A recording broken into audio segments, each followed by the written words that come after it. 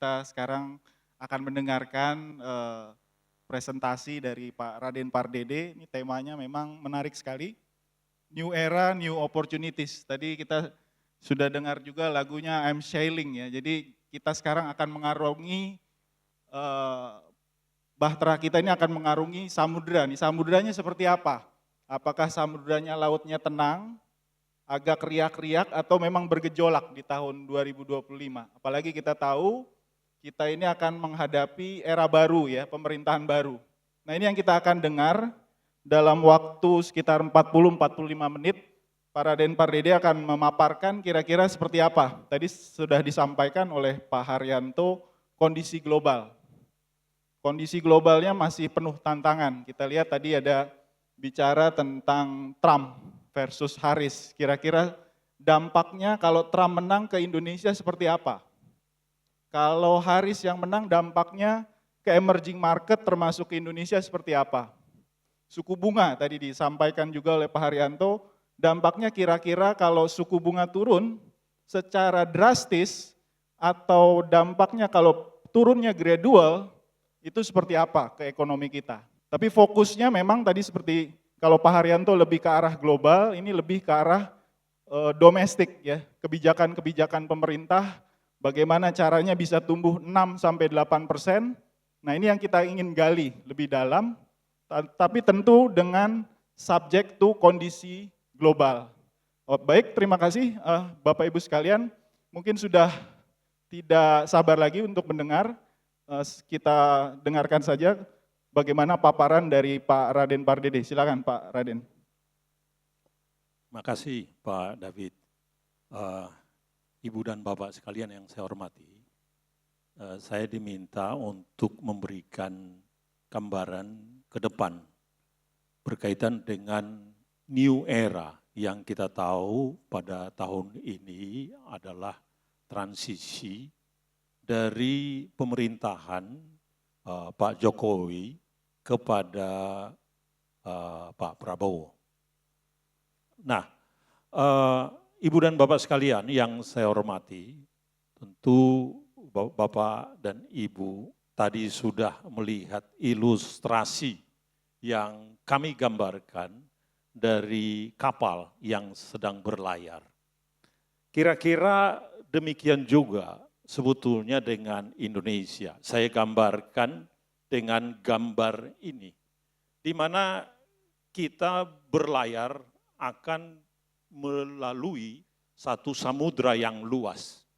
Kalau kita lihat di slide yang berikutnya ini, kapal kita ini, kapal Indonesia itu selama ini pun sudah melalui berbagai cuaca. Kadang cuacanya baik, kadang cuacanya buruk. Ya. Kalau Bapak dan Ibu lihat di sini ada kapal kita itu sudah melewati yang buruk dan yang baik. Kalau yang agak berwarna cerah di situ, artinya itu adalah periode-periode kita melalui satu cuaca yang baik. Sedangkan kalau dia ada badai di situ, itu adalah kita melewati cuaca yang kurang baik. Ya. Nah, cuaca ini kalau kita lihat mulai dari Orde Lama sampai sekarang, ya ada boom komoditas, kita kelihatannya mengalami perbaikan yang luar biasa di tahun 68 sampai 81. Tapi kemudian kalau kita lihat komoditi anjlok kembali di tahun 81. Dan kemudian kita melakukan perbaikan yang signifikan sesudah itu. Dan kemudian kita mengalami masa keemasan. Ini adalah boom manufaktur, di mana pertumbuhan kita di sinilah sebetulnya pertumbuhan yang paling tinggi di dalam sejarah Indonesia. Kita pernah mencapai 7,5%, 8% per tahun waktu itu. Inilah yang menjadi cita-cita dari setiap pemimpin sesudah Orde Baru. Ya. Dan sayangnya sampai sekarang belum ada yang mencapai itu. Ya, jadi boleh katakan ini adalah peristiwa yang paling besar yang kita alami, pertumbuhan kita 7-8%. Nah, kemudian kita tentu mengalami krisis di tahun 97. Nah, ini kemudian ada boom komoditas kembali, ya, batu bara waktu itu. Dan itu terjadi selama 10 tahun. Saya selalu menyatakan bahwa boom batu bara adalah boom komoditas sejuta umat, yang berbeda dengan boom mineral lainnya. Kemudian yang terjadi adalah ini tentu kita mengalami persoalan, ya, komoditas anjlok dan kemudian ada COVID. Tapi kemudian di tahun 2022, 2021, 2022 ada boom mineral dan kita juga mengalami keberuntungan dari situ. Nah, ini adalah kapal kita yang kita harapkan ini akan terus berjalan nantinya. Ini yang kita sebutkan kita menuju Indonesia Emas 2045. Nah, perjalanan menuju Indonesia Emas tidak akan selalu mulus. Mungkin kita akan menghadapi badai. Tadi sudah dikatakan oleh Pak Haryanto, the era of erratic sea. Ya, jadi memang laut ini kita tidak bisa prediksi. Kondisi cuaca itu sering di luar kendali kita. Lebih ditentukan oleh faktor global, tadi sudah dikatakan dengan faktor politik. Kita tidak bisa kontrol itu. Tetapi kita harus coba bagaimana kita menavigasi pada saat kita menghadapi cuaca yang demikian berat itu. Tapi kalau keadaannya baik, ya, seperti yang di kanan itu, kalau yang di kiri, ya, itu datang anginnya itu dari depan. Ya. Kalau yang di belakang, anginnya itu datang dari belakang. That's a tailwind. Pada saat seperti itu, maka kita harus mengambil manfaat. Gitu loh. Jadi kita harus mengambil manfaat manakala sesuatu cuaca seperti yang kita lihat itu dalam kontrol kita. Nah, itu yang kita sebutkan take advantage dari calm water with tailwind. Pada saat dia datangnya itu dari depan, sangat sulit sekali. Bagaimana kita bertahan? Ini adalah saya pikir hal yang akan kita hadapi bahkan dalam kehidupan kita sehari-hari. Nah, siapkah kita menempuh perjalanan berikutnya? Pertama adalah global situasi global yang tadi sudah dijelaskan oleh Pak Haryanto. Kemudian yang kedua adalah dari situ, saya katakan tadi, is not in our control. Kita terlampau kecil untuk mengontrol keadaan global. Kalau kita negara besar seperti Amerika, mungkin kita bisa kontrol itu. Karena pengaruh kita demikian besar. Yang kedua adalah bagaimana growth model, mesin ekonomi kita, apakah masih bisa berfungsi seperti yang dulu atau kita harus revitalisasi mesin ekonomi ini. Ini akan menentukan ke depan, ya. Yang berikutnya adalah navigation tool. Siap-siap bahwa untuk tadi manakala terjadi gejolak yang sangat besar, maka kebijakan makro terutama fiskal dan moneter itu menjadi penting untuk menavigasi kita tidak tenggelam. Jangan ugal-ugalan. Nah, itu yang kedua. Yang terakhir adalah leadership menjadi penting. Jadi leadership itulah yang mengarahkan growth mesin tadi itu dan juga dia harus menavigasi dengan baik tadi itu untuk kita sampai kepada tujuan. Dan tujuan itu saya katakan adalah Indonesia Emas. Ya.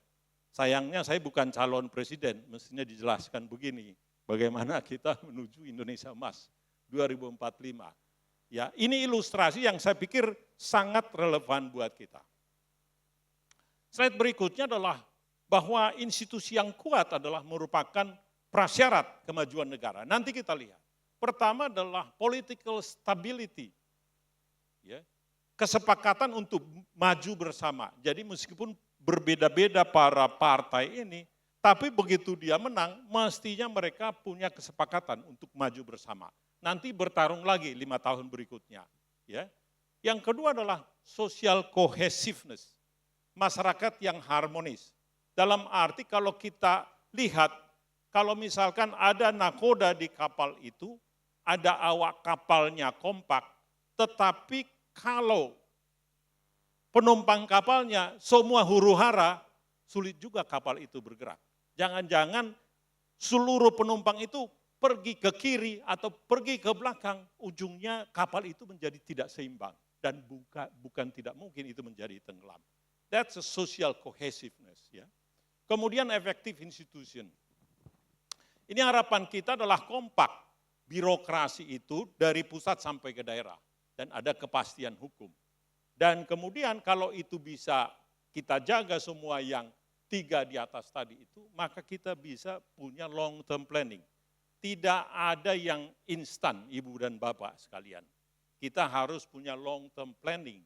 Jadi kalau kita mau menuju Indonesia Emas itu 2045, kita rencanakan dengan baik. Dan last but not least adalah dedicated and creative business communities. Kita lihat seluruh negara yang maju, yang tanpa mengandalkan sumber daya alam, selalu punya ciri-ciri seperti ini. Dedicated and creative business communities. Nah, inilah prasyarat kita. Saya kasih ilustrasi yang di atas itu adalah awak kapal yang kompak. Nah, ini pakai artificial intelligence juga membuatnya itu, makanya jadi cakep dua-duanya kan. Lebih ganteng dari yang sebenarnya ini. Ya. Betul kan? Ini adalah sekarang ini transisi atau keterlanjutan. Itu yang kita lihat sekarang. Nah, prioritas dari outgoing presiden, Pak Jokowi adalah dia tentu ingin legacy dari polisinya itu bisa dilanjutkan ke depan. Ya. Termasuk yang kita tahu seperti PSN. Ya, PSN itu adalah proyek strategis nasional. Dan juga yang kita tahu IKN. Nah, incoming presiden, flagship-nya tidak serta-merta sama. Ya, yang kita sudah jelas keinginan daripada the next presiden ya adalah MBG. Itu makanan bergizi gratis. Kemudian food estate, ini dalam rangka food security, kemudian energy security dan security lainnya termasuk belanja pertahanan yang harus naik. Nah, untuk itu bisa maka perlu konsolidasi politik. Atau yang saya katakan kompak antar partai itu ke depannya. So far, kalau kita lihat dari datanya seperti ini, kelihatannya koalisi Indonesia Maju itu semuanya ikut, kecuali PDIP kayaknya. Itu juga saya kurang tahu apakah tanggal 20 Oktober jadi mereka ikut join juga. Yang saya mau katakan di sini, kelihatannya bahwa seluruhnya kecuali PDIP so far, itu join the government. Mereka semua bersama-sama. Ya. Nah, kalau ini terjadi, seperti yang saya katakan tadi, mudah-mudahan dari sisi kekompakan, dari sisi partai tadi itu, menuju tujuan yang sama itu bisa tercapai. Dan itu akan lebih mudah tentu kalau kejadian seperti itu dengan leadership yang kuat, itu akan membuat kapal kita ke depan itu akan lebih bisa cepat berlayar. Ya, mencapai tujuan tadi. Ya, ini adalah yang tadi. Yang kita harapkan juga khusus portofolio ekonomi, kita harapkan adalah dijaga oleh orang-orang yang profesional. Nah, kebijakan fiskal so far itu adalah yang kita lihat sekarang ini adalah so far prudent. Ya, itu defisitnya yang paling gampang kita lihat lebih kecil dari 3%. Tapi memang di tahun 2024 ini, nanti bisa besok ditanya kepada Bu Sri Mulyani, bahwa terjadi pelemahan akhir-akhir ini dari sisi Purchasing Manager Index atau seluruh data kita memperlihatkan ada sedikit pelemahan akhir ini. Dan itu adalah termasuk akibat daripada fiscal spending yang jauh lebih kecil kuartal mampu untuk belanja dalam jumlah yang besar seperti itu dengan keterbatasan dari sisi revenue, kita harus kalibrasi. Itu yang terjadi. Kemudian juga proyek IKN. Ya. Anggaran IKN belum dimasukkan ya secara signifikan eksplisit di dalam 2025. Nah, tapi kemudian kalau kita lihat transformasi yang diinginkan nanti kita lihat itu berdasarkan perhitungan yang dilakukan oleh World Bank, IMF, S&P Rating Agency, kemudian ADB, bahwa pertumbuhan kita, ya, mereka perkirakan kita di 5% dari sisi PDB, ya, pertumbuhan PDB. Nah, padahal kita inginnya itu sekitar 7 ke 8%, supaya kita bisa mencapai Indonesia emas. Pertumbuhan kita yang selama ini 5% itu sebetulnya tidak cukup untuk kita mencapai Indonesia emas. Nah, ini menjadi perdebatan yang besar sekali, ya. Jadi kalau kita lihat di situ, ini adalah data yang kita lihat dari dibuat oleh World Bank, kita di 5% kita pasti dapat lah, kira-kira begitu. Ya, sampai dengan 2026 ini proyeksi yang mereka buat di sini. Ya, 5,1%. Dan juga kalau kita lihat juga di fiscal balance, defisitnya, kita dianggap masih tetap akan bisa menjaga fiscal defisit kita, yang merah itu, fiscal balance itu, di 2,5%.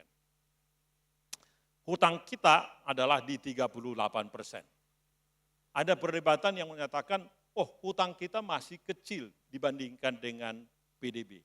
Iya, tetapi kalau kita lihat dari sisi hutang kita itu, kalau kita lihat dari sisi kemampuan kita membayar hutang, sebetulnya sekitar 15 bahkan bisa mencapai 17% dari seluruh penerimaan kita. Yang problem itu sebetulnya adalah bahwa penerimaan pemerintah itu terlampau kecil dibandingkan dengan hutangnya. Ya.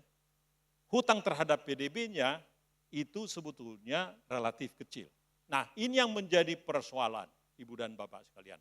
Yang ingin saya katakan di sini, kalau kita memang ingin menjadi negara yang maju nantinya, kita tidak bisa business as usual.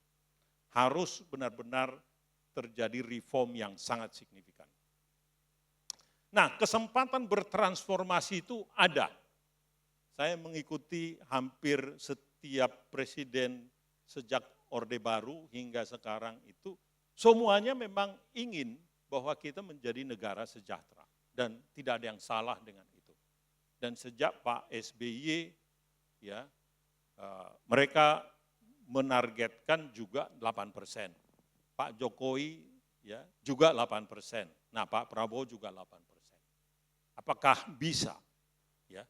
Nah, kita tentu harus punya harapan, berharap ya, bahwa pemimpin baru ini yang kita lihat sekarang, dia punya leadership yang lebih lugas. Ini mungkin subjektif saya dulu.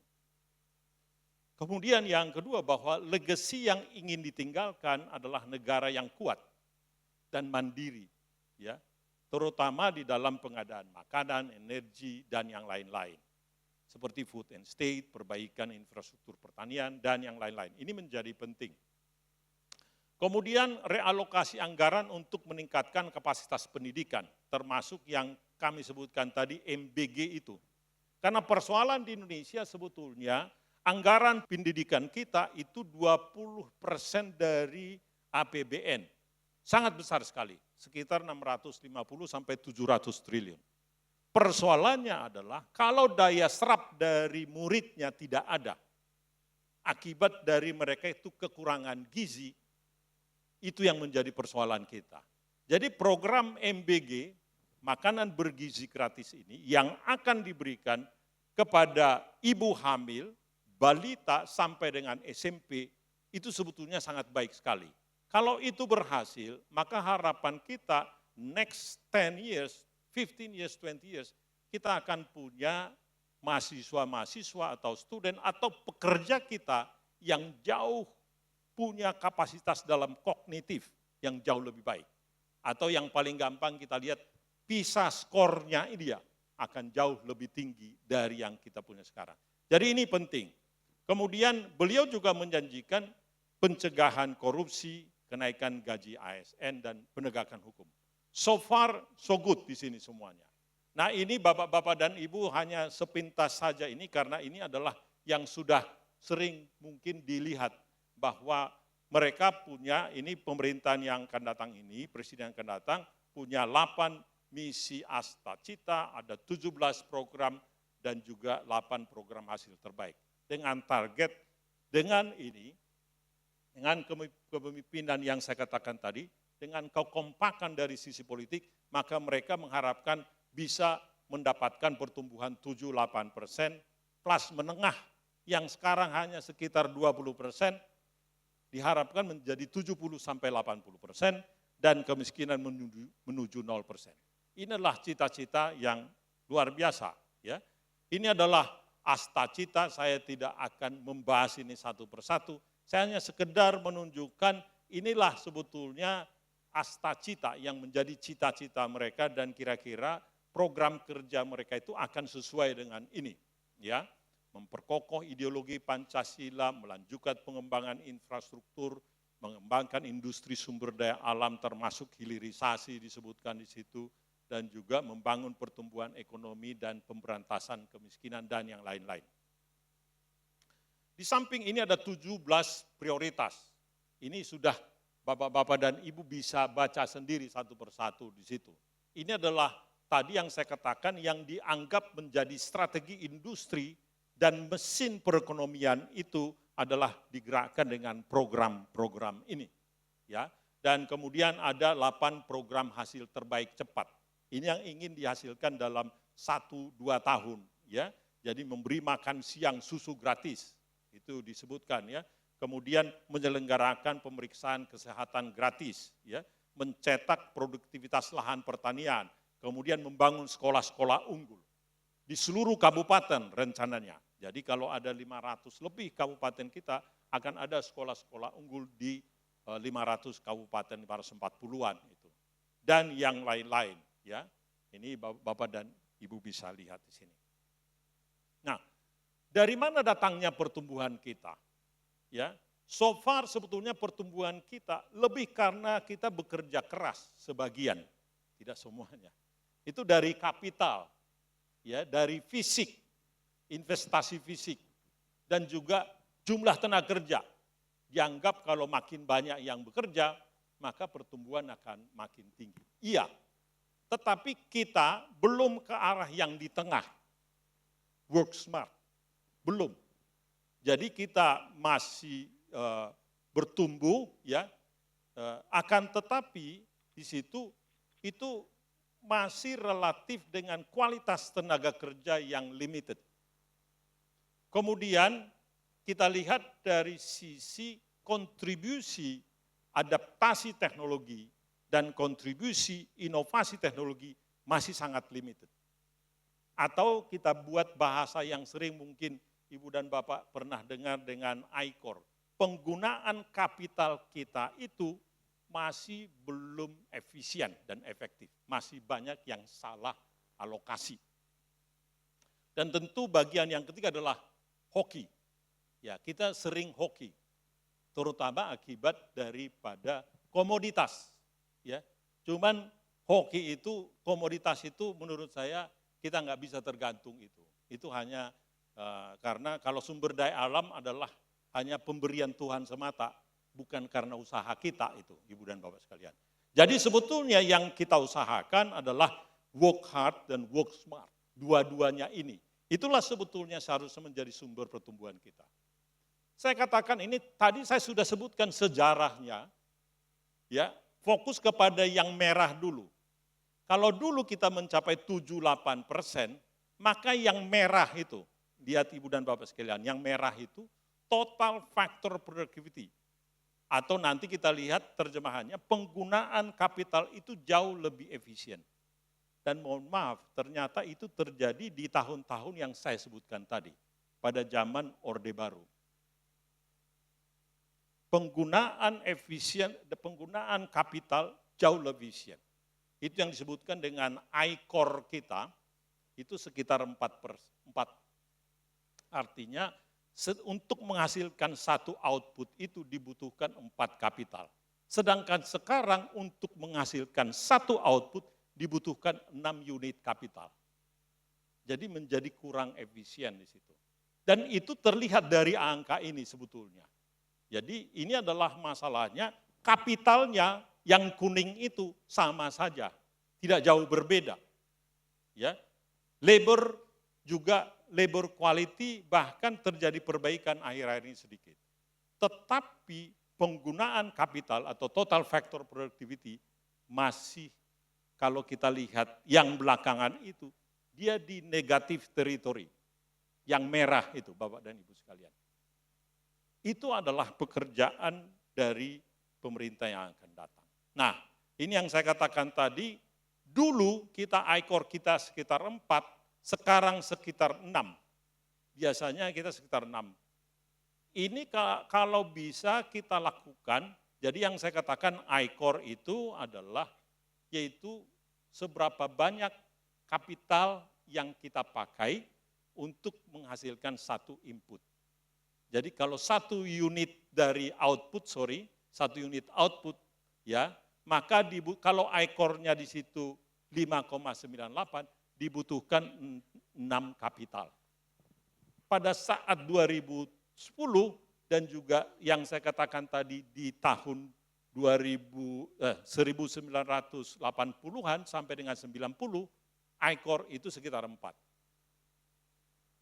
Ini yang sebetulnya kita lihat di sini. Sekarang di 5,64 atau rata-ratanya itu sekitar 6%, 6. Sedangkan yang dulu kalau kita lihat yang di bawah itu, ya kalau kita ke kiri di situ pada periode Orde Baru yang saya katakan itu, dia lebih kecil. Jadi yang ingin saya katakan, banyak yang kita bisa pelajari dari sejarah. Ya, kenapa enggak kita back ke basic saja? Itu kembali yang saya katakan leadership, kekompakan, ya, untuk maju bersama. Nah, ini adalah growth model kita masih terlalu tergantung kepada komoditas. Ini sengaja saya minta teman-teman di riset BCA mencoba melihat bahwa kalau di sini sumber kekayaan utama itu Indonesia masih dari komoditas. Malaysia juga seperti itu. Tapi kalau kita lihat negara-negara lain, contohnya Vietnam, ya, itu tidak tergantung komoditas kebanyakan. Dan yet mereka lah yang menjadi negara yang berhasil menjadi negara maju. Korea juga begitu. Ya, yang menarik adalah Taiwan. Saya coba lihat di Forbes itu, bahwa konglomerat di Taiwan akhir-akhir ini, kebanyakan itu adalah bergeraknya itu adalah di teknologi. Kita di Indonesia masih bergeraknya itu di komoditas. Nah, ini adalah sebagai contoh saja bahwa ketergantungan kepada komoditas itu menurut saya tidak baik. Nah, ini adalah headwind, tadi sudah dibicarakan. Headwind, persoalan kita tergantung kepada komoditas, manakala harga komoditas itu turun, maka surplus dagang kita langsung menurun. Dan itu yang kita alami sekarang. Ya. Pada saat itu terjadi, ya, di mana current account kita atau neraca berjalan kita menjadi negatif, maka inflow langsung berkurang atau outflow yang terjadi. Ya. Itu yang terjadi. Nah, ini adalah yang menurut kami menjadi penting. Tadi sudah dikatakan juga yang di kanan itu adalah karena semua negara melakukan fiskal ekspansi di tahun 2020 pada saat kita menghadapi COVID, tidak ada bedanya, Indonesia juga akan begitu. Untuk merefinancing hutang kita, kalau tahun ini sekitar 500-an triliun, 595 triliun, tahun depan menjadi 817 triliun. Tadi angka dari Pak Haryanto menyebutkan bahwa seluruh total debt di dunia ini sekitar 313 triliun. Simpelnya melihatnya Ibu dan Bapak sekalian, kira-kira maturity-nya itu sekitar 5 tahun. Jadi kalau itu yang terjadi, maka supply daripada surat hutang ke dunia ini, ke pasar dunia adalah sekitar 60 triliun, 1/5 dari 313 triliun itulah. Kita akan berebut ke pasar bersama dengan mereka, bertarung dengan yang lain. Memang kebutuhan kita dari sisi jumlah dibanding dunia sih relatif kecil. Tapi inilah yang menurut kami menjadi satu potensi headwind ke depan. Kemudian kita juga melihat ada cahaya di ujung terowongan. Ya, tadi sudah disebutkan bahwa mungkin The Fed akan menurunkan suku bunga. Meskipun kita tidak pernah tahu mereka menurunkan suku bunga karena jelas Presiden Trump sudah mengingatkan, karena sekarang ini masa pemilu jangan coba-coba menurunkan suku bunga. Karena dianggap itu akan menolong Kamala Harris, katanya begitu. Jadi ini pun memang sentimennya akan begitu, ya. Tapi we never know. Suku bunga ini menurut saya tidak akan mungkin turun dengan cepat sekali. Ya. Itu limited penurunannya ini. Dan tentu akan berdampak yang lain-lain. Nah, ini adalah apakah itu puncak dari optimisme sesaat ini? Bisa jadi. Ya, jadi sekarang ini optimisme terjadi, ya. Tetapi kalau sudah masalah hutang tadi itu menjadi sangat besar sekali, dan kemudian kemampuan dari FFR untuk melakukan penurunan itu terbatas, maka bisa menjadi dibatalkan itu nanti. Nah, prospek global diselumuti ketidakpastian. Tadi tantangan ketidakpastian, saya tidak membahas ini karena tadi sudah dibahas oleh Pak Haryanto. Ya. Nah, ini adalah beban hutang yang tinggi, ya. Tadi juga ini sudah dibahas, ya. Nah, tensi politik ini antara ini kita lihat lebih ganteng lagi mereka ini semua. Bayangkan Presiden Bush seganteng ini, ya, dan juga Xi Jinping yang di kanan itu. Ya.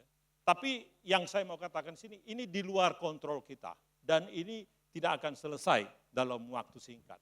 Ya, saya pernah jelaskan di dalam forum seperti ini tahun-tahun sebelumnya.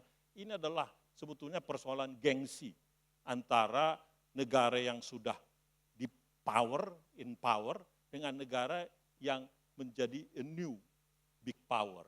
Dan ini akan terus terjadi dalam beberapa waktu ke depan. Nah, ini juga currency problem ini saya tidak bahas. Tapi yang ingin saya katakan di sini bahwa ada peluang itu. Sebetulnya Jepang tahun 80-an ya mengalami hal yang sama. Kemudian Jepang mengalami penurunan di tahun 80-an dan 90-an. Ya. Dan mereka itu ditekan oleh US. Akhirnya mereka menerima Plaza Accord, yaitu mereka dipaksa untuk melakukan apresiasi yen, yang membuat produk mereka menjadi less kompetitif waktu itu. Ya. Mereka melakukan itu. Ya. Nah, kemudian Tiongkok tidak bisa dilakukan itu. Berbeda dengan Jepang karena Tiongkok ini tidak dalam payung nuklir Amerika. Jadi berbeda itu.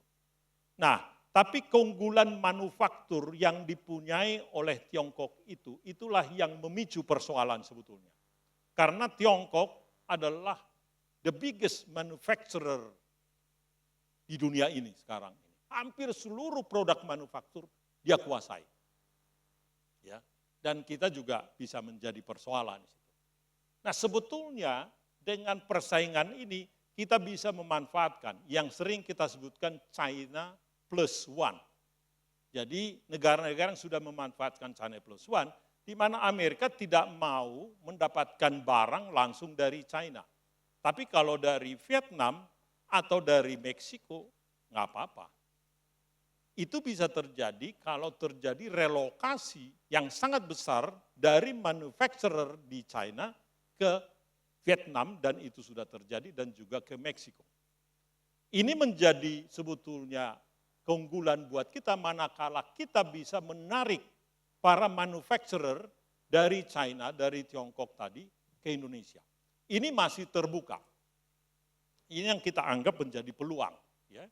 Nah, kemudian bagaimana motor pertumbuhan ekonomi ke depan? Menurut saya hilirisasi itu sudah pasti, ya, dan juga transisi energi.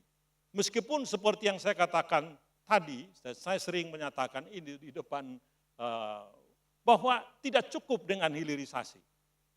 Karena hilirisasi ini penciptaan lapangan kerjanya relatif limited. Perlu hilirisasi, tapi tidak cukup. Saya kasih contoh sekarang, saya lihat Morowali, GDP per kapita di Morowali itu $60.000 per kapita. Itu hampir sama dengan PDB per kapita di Singapura. Namun, pekerja yang paling banyak di Morowali masih di pertanian, Ibu dan Bapak sekalian. Kita tahu Morowali adalah tempatnya nikel. Yang saya mau katakan di situ, oke, kita harus bisa mendapatkan manfaat dari situ, namun tidak cukup dengan hilirisasi. Harus masuk kepada industri, kata kuncinya industri. Itu yang saya sebutkan tadi, maka relokasi industri itu menjadi strategi utama. Yang disebutkan deindustrialisasi itu, kita harus ciptakan lagi subsektor-subsektor yang saya katakan adalah broad-based job creator sektor. Dia harus menciptakan lapangan kerja yang besar sekali. Nah, itu yang sebetulnya perlu kita perbaiki terus. Itu perlu dilakukan dengan apa? Sebetulnya Undang-Undang Cipta Kerja sudah ada. Bisa diberikan insentif juga kepada investor di manufaktur dan yang lain-lain. Ya. Yang berikutnya adalah pariwisata. Potensi kita ini terlampau besar dan kita sia-siakan. Jumlah pariwisata, jumlah turis yang datang kita baru 10 juta, mohon maaf. Ya. Negara lain jauh lebih besar dari kita.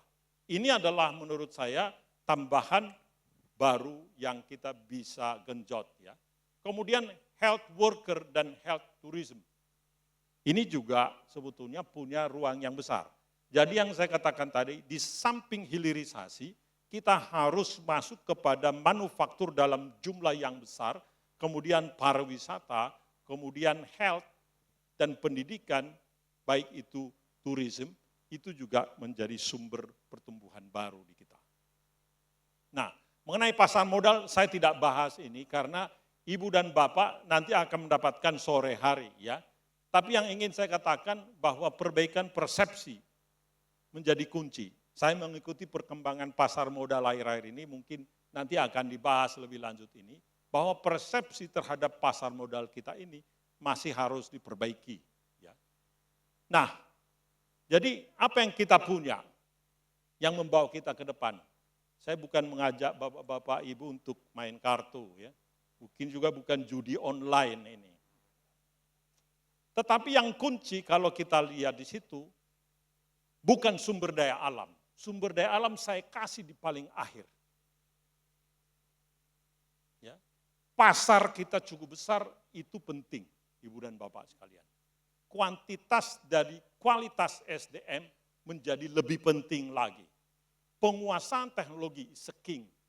Dan S-nya adalah kualitas institusi dan leadership. Inilah Ibu dan Bapak sekalian yang bisa membawa kita ke depan. Jadi perahu kita atau kapal Indonesia ini, ya, dengan kekuatan yang saya katakan tadi, dengan leadership yang kuat, dengan awak kapal yang kompak, dan juga para business community yang dedicated, ya, dan juga dinamis, itulah yang membawa kita kepada situasi di mana kita menghadapi mungkin persoalan di depan, tapi akhirnya kita akan sampai di tujuan kita pada saat fajar menyingsing. Terima kasih Ibu dan Bapak sekalian.